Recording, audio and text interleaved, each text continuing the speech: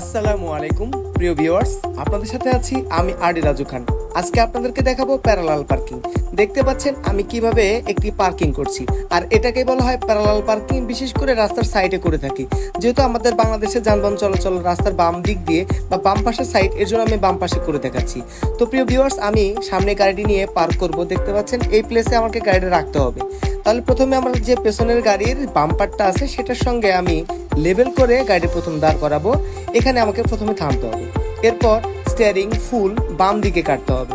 বাম দিকে কেটে বাম দিকে গাড়িটি যখন ঢুকতে থাকবে তখন আমার ডান পাশের চাকা কত দূর গেল এটা বুঝে স্টিয়ারিং হুইল সোজা করতে হবে। মাঝামাঝি যাওয়ার পর স্টিয়ারিং আবার ফুল ডান দিকে কাটতে হবে।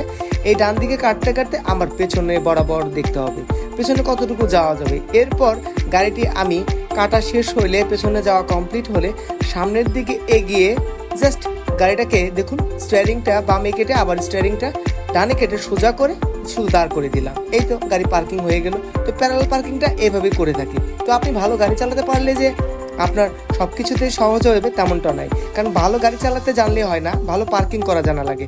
আর পার্কিং থেকে যখনই গাড়ি বের করবেন, যেহেতু এটা একটু রোডে পার্কিং হয়ে থাকে, আপনাকে ব্লাইন্ড স্পট চেক করতে হবে, ভালো করে খেয়াল করে তারপরে রাস্তায় উঠতে হবে। কারণ চলমান যারা থাকবে তাদেরকে আগে যেতে দিতে হবে, এর জন্য সিগন্যাল এবং রাস্তার পরিবেশ পরিস্থিতি বুঝতে হবে। আমি আপনাদেরকে বাম পাশ থেকে দেখালাম, এবার দেখুন ডান পাশে কিভাবে খুব সহজেই পার্কিং করা যায়।